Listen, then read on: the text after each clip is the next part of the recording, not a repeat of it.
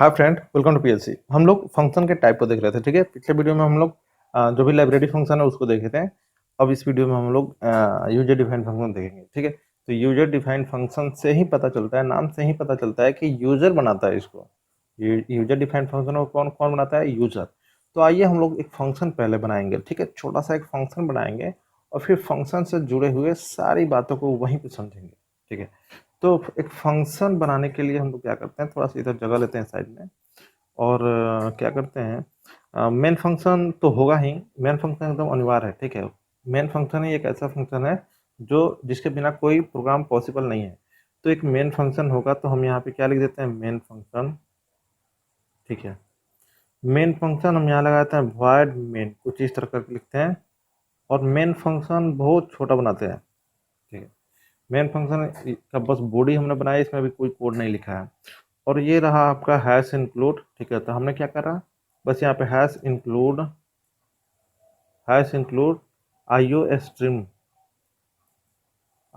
Stream dot H, just हमने बस ये चीज़ लिख दिया। ठीक है, अब चलिए, अब देखिए, अब हम करते क्या है, हम लिख रहे हैं एक फंक्शन बना रहे हैं। फंक्शन क्या है? दो नंबर को ऐड करना। तो ऐड करना मतलब ऐड करने का काम है, तो फंक्शन का नाम भी थोड़ा सा मिलता जुलता देंगे। ठीक है, तो दो नंबर को ऐड करने वाला हम फंक्शन बना रहे हैं। तो उसके लिए हम क्या करेंगे, फंक्शन का नाम हम देंगे यहाँ पे ऐड। फंक्शन का नाम देंगे ऐड।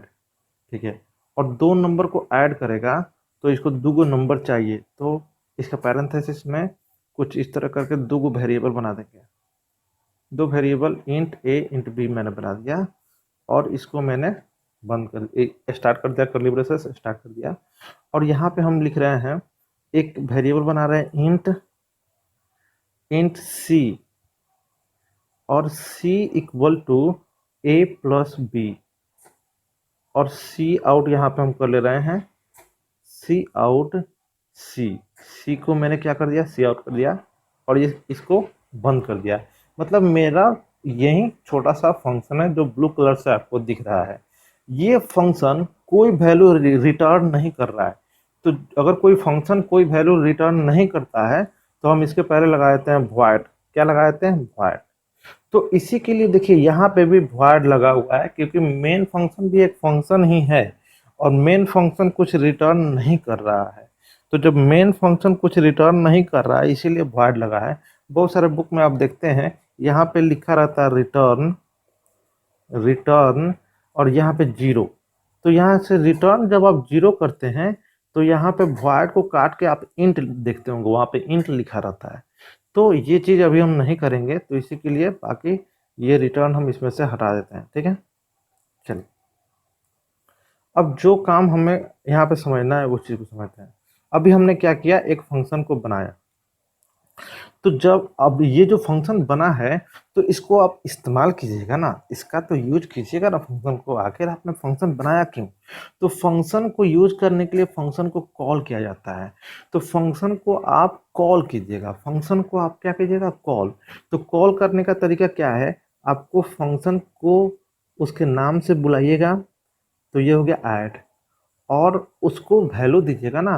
देखिए, ये फंक्शन जब हम बनाए हैं तो यहाँ पे जो हमने दो वेरिएबल बनाया है इसको आर्गुमेंट बोलते हैं या इसे पैरामीटर भी बोलते हैं। तो जो जिस जिस फंक्शन का जो पैरामीटर होता है उसी पैरामीटर के साथ उसको कॉल करना होता है। पैरामीटर देखने से ही हमें लग रहा है कि इंट ए है तो इसका मतलब इंटीजर टाइप का डाटा ये रखेगा, इंट बी है तो ये इंटीजर टाइप ही डाटा रखेगा। तो मतलब दो इंटीजर टाइप डाटा दीजिएगा इस फंक्शन को, तभी ये फंक्शन काम करेगा। तो आप दो डाटा यहाँ पे भेज दीजिए, जैसे कि 5 7, और यहाँ सेमीकोलन से इसको टर्मिनेट कर दीजिए। तो ये जो हमने लाइन लिखा है ये कहलाएगा फंक्शन कॉलिंग।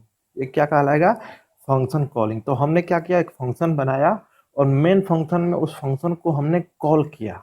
ठीक है, अब इतना कर देने से प्रोग्राम आप उम्मीद कर रहे होंगे रन कर जाएगा, लेकिन प्रोग्राम रन नहीं करेगा। जब आप इसे रन कराइएगा तो ये एरर देगा।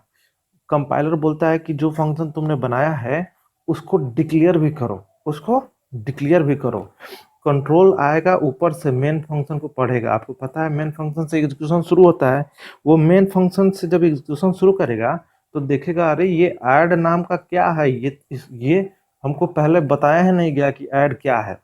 ठीक है, ऐड फंक्शन तो एक्चुअली आपका नीचे है और आपका फंक्शन ऊपर कॉल हो रहा है। आपका जो ऐड फंक्शन है उससे ऊपर में मेन फंक्शन है और यहीं पे कॉल हो गया। तो यहाँ पे जो भी कंपाइलर है वो एरर मार देगा, बोलेगा कि हमको पहले क्यों नहीं बताया। तो ये पहले बताने के लिए ही हम डिक्लेयर करते हैं। तो फंक्शन को डिक्लेयर करने का तरीका क्या है, ये वाला जो लाइन है ना, इसको हू बहू आप ऊपर लिख दीजिए, हू बहू आप ऊपर लिख दीजिए। तो चलिए लिख देते हैं, लिखते हैं void add int a comma int b और सेमी कोलन दे दीजिए। तो यही चीज कहलाता है फंक्शन डिक्लेरेशन। अब क्या करेगा, अब जो भी कंट्रोल ऊपर से आएगा ना कोड को पढ़ने, तो एक बार वेट कर लेगा, तो देखेगा अच्छा ऐड नाम का कोई फंक्शन है, उसके बाद ऐड नाम का फंक्शन मिलेगा तो काम कर देगा। अब वो एरर नहीं देगा। जब ये नहीं मिलता है उसको, तब वो बोलता है कि हमें पहले क्यों नहीं बताया तुमने। तो ये तो आपने पहले बता दिया, अब आप इस फंक्शन से काम ले रहे हैं तो वो अब नौटंकी नहीं करेगा।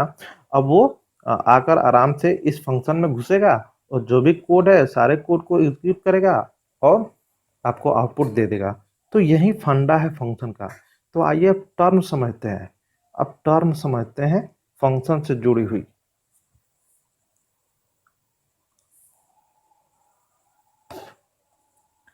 तो जो आपने फंक्शन बनाया है इसको बोलते हैं फंक्शन डिफिनेशन। ये जो है इसको बोलते हैं function definition. Definition, function definition हो गया। आपने इस फंक्शन को यूज किया है एक जगह, तो इसको बोलते हैं function calling. Function calling, function calling, ठीक है। और आपने इसको डिक्लेयर किया तो इस लाइन को बोलते हैं फंक्शन डिक्लेरेशन। फंक्शन डिक्लेरेशन, ठीक है, फंक्शन डिक्लेरेशन। तो फंक्शन डिफिनेशन क्या होता है, फंक्शन कॉलिंग क्या होता है, फंक्शन डिफिनेशन क्या होता है, ये सब मैंने आपको बता दिया। आपको बस इसी चीज को अच्छे से ध्यान से देख लेना है। जब हम लोग फंक्शन डिफाइन करते हैं तो उस समय तय करते हैं कि फंक्शन मेरा क्या करेगा, कौन कौन सा काम कर सकता है। ये कोड लिख के हम लोग फंक्शन का बिहेवियर तय करते हैं, मतलब फंक्शन का एक तरह से क्या क्या कार्य ये करेगा, ये सब चीज तय करते हैं। तो आप बोल सकते हैं फंक्शन का बिहेवियर हम लोग तय करते हैं फंक्शन के कोड लिख के। फंक्शन क्या एक तरह से नेचर तय करते हैं, मतलब फंक्शन क्या कर सकता है इस चीज को तय करते हैं फंक्शन डिफाइन करके, और फंक्शन को कॉल करके उससे काम लेते हैं। तो एक एक प्रोग्राम के अंदर फंक्शन को कई दफा भी हम कॉल कर सकते हैं। कोई मजबूरी नहीं है कि एक ही बार हम इसको कॉल कर सकते हैं, दोबारा नहीं, कई बार हम कॉल कर सकते हैं। तो आप जितने बार फंक्शन को कॉल कीजिएगा उतने बार, एक बार और पहले कॉल कर ही देते हैं, जितने बार आप फंक्शन को कॉल कीजिएगा उतने बार ये सारा का सारा कोड आपके लिए काम करता है। मतलब कि आपने एक बार इस फंक्शन को लिख दिया और जितना बार आप बस एक लाइन लिख रहे हैं और इतना सारा काम आपके लिए हो जा रहा है। तो इसी चीज को बोलते हैं रीयूजेबिलिटी। तो फंक्शन आपको रीयूजेबिलिटी प्रोवाइड कराता है, फंक्शन आपको रीयूजेबिलिटी प्रोवाइड कराता है, ठीक है। फंक्शन एक मॉड्यूलर अप्रोच भी प्रोवाइड कराता है। आपका प्रोग्राम थोड़ा सा देखने में, पढ़ने में मतलब रीडेबल हो जाता है, एरर ढूंढने में भी आसानी हो जाता है। तो बहुत सारा फंक्शन से फायदा मिल जाता है। देखिए फंक्शन कॉलिंग के दौरान सेमी कोलन देना एकदम मस्ट है। ये क्वेश्चन में कभी पूछ देता है, फंक्शन डिक्लेरेशन में भी सेमी कोलन देना मस्ट है, लेकिन फंक्शन डिफिनेशन में केवल कोड अंदर के स्टेटमेंट में सेमी कोलन रहेगा, यहाँ पे कोई सेमी कोलन नहीं रहेगा, ठीक है। तो यही जुड़ी हुई सारी बातें हम थी जो हम आपको बता दिए, और ये अब आपको यहाँ पे जो भी नोट्स है इसमें भी है। तो आप इस चीज़ को एक बार थोड़ा सा देखिएगा, तो फिर भी मोटा मोटी हम आपको समझा देते हैं। तो देखिए ये क्या कर रहा है, सबसे पहले कि यूजर डिफाइंड फंक्शन होता क्या है। तो एक प्रोग्रामर बनाता है, प्रोग्रामर डिफाइन करता है कोई फंक्शन को अपने रिक्वायरमेंट के लिए, उसकी अलग अलग रिक्वायरमेंट होगी। उस रिक्वायरमेंट को फुलफिल करने के लिए अगर कोई प्रोग्रामर फंक्शन बनाता है तो उसे हम यूजर डिफाइंड फंक्शन के नाम से जानते हैं। ठीक है। फंक्शन, अब देखिए यूजर, अब जो भी यहाँ पे फंक्शन है इसका बस सिंटेक्स बना दिया है और इसी पे समझाने की कोशिश कर रहा है आपको। तो यहीं पे हम भी समझा ही देता हूँ, तो समझा ही चुके हैं लेकिन फिर भी हम आपको हाईलाइट कर देते हैं। देखिए ये हो गया आपका मेन फंक्शन, हम यहाँ से यहाँ तक घेर देते हैं। ठीक है। मेन फंक्शन में आपने किसी फंक्शन को कॉल किया है तो चलिए इस फंक्शन को ढूंढिए भाई, फंक्शन है कहाँ। तो ये रहा आपका फंक्शन। तो ये हो गया फंक्शन डिफिनेशन। देखिए यहाँ पे लिखा है फंक्शन डिफिनेशन, फंक्शन बॉडी। ये रहा फंक्शन डिफिनेशन में, फंक्शन बॉडी में ही हम कोड लिखते हैं। यहाँ पे रिटर्न टाइप होता है, तो रिटर्न टाइप तो हम, मेरा फंक्शन कुछ रिटर्न किया नहीं था तो हमने वॉइड लगा दिया था। इंट रिटर्न करेगा तो इंट लगाएंगे, फ्लोट रिटर्न करेगा तो फ्लोट लगाएंगे। अब इस फंक्शन को मेन फंक्शन में एक जगह कॉल किया गया तो इसे फंक्शन कॉलिंग बोलते हैं। फंक्शन कॉलिंग को सेमीकोलन से टर्मिनेट करते हैं। फंक्शन का नाम लिखना एकदम मस्ट है। रिटर्न टाइप की कोई जरूरत नहीं है, नो रिटर्न टाइप। वही सारी बातें को यहाँ पे लिखा है। अब फंक्शन को जब डिक्लेयर कीजिएगा तो आपको क्या करना है, जो भी नीचे का ये फंक्शन डिफिनेशन में जो पहला वाला लाइन है वो आप लिख सकते हैं। सेमीकोलन से टर्मिनेट करना भूलिएगा मत। फंक्शन डिक्लेरेशन को ही फंक्शन प्रोटोटाइपिंग भी बोलते हैं। चलिए अब आइए एक चीज और बताते हैं। हमने आपके सहूलियत के लिए क्या बोला कि ये जो है पहला जो लाइन होता है फंक्शन डिफिनेशन का, ठीक इसी लाइन को आप लिख सकते हैं फंक्शन डिक्लेरेशन के तौर पे। ठीक है। लेकिन जब फंक्शन डिक्लेयर कर रहे हैं ना तो उस समय आप चाहें तो वेरिएबल का नाम नहीं दे सकते हैं, लेकिन टाइप दिखाना मस्ट है। वेरिएबल का नाम आप छुपा सकते हैं वहां पे, लेकिन टाइप दिखाना मस्ट है। ठीक है। तो चलिए यही बातें थी फंक्शन, यूजर डिफाइंड फंक्शन से जुड़ी हुई, जो मैंने आपको सारी समझा दी। ठीक है। अब यहाँ पे फंक्शन प्रोटोटाइपिंग क्या होता है ये भी मैंने आपको समझा दिया, थोड़ा सा पढ़ने का कोशिश कीजिएगा। फंक्शन प्रोटोटाइपिंग फंक्शन डिक्लेरेशन को ही बोलते हैं। ठीक है। फंक्शन डिफिनेशन क्या होता है, ये भी चीज हो गया है। ठीक है। और फिर उसी चीज को एक प्रोग्राम बनाकर, जैसे कि मैंने एक छोटा सा प्रोग्राम बनाया था, तो ये क्या किया है, पूरा फैक्टोरियल का ही एक प्रोग्राम बनाया है।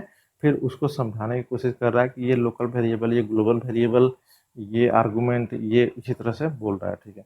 तो ये भी लगभग लगभग हमने आपको बता दिया। लोकल वेरिएबल हम लोग उसे बोलते हैं, आज ये यहाँ पे समझा जाते हैं, इस कॉन्सेप्ट को भी समझा जाते हैं। यहाँ पे आ जाइए। ठीक है। देखिए यहाँ पे एक वेरिएबल मैंने बनाया है फंक्शन में, जो भी यूजर डिफाइंड फंक्शन है उसमें जो वेरिएबल आप बनाइएगा वो लोकल वेरिएबल कहलाएगा।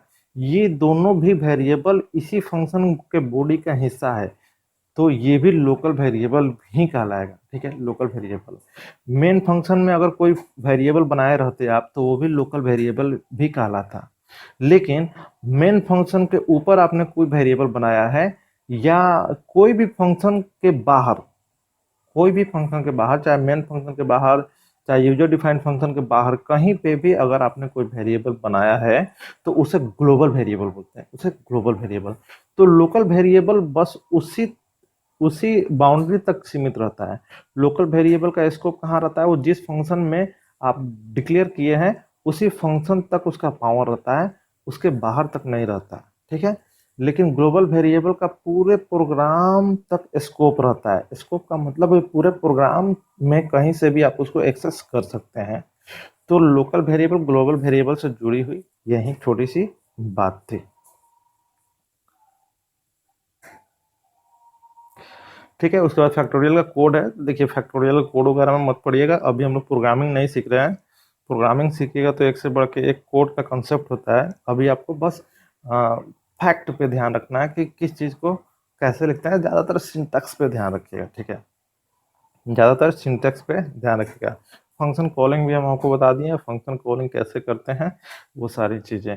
जब आप फंक्शन कॉलिंग कीजिएगा तो इतना ध्यान रखिएगा कि जो भी नंबर ऑफ आर्गूमेंट रिक्वायर्ड है, मतलब जो भी फंक्शन को आप कॉल करने जा रहे हैं उसको देख लीजिएगा कि उसको कितने आर्गूमेंट की जरूरत है। जितने आर्गूमेंट की जरूरत है उतना आर्गुमेंट आपको भेजना एकदम मस्ट है, ठीक है।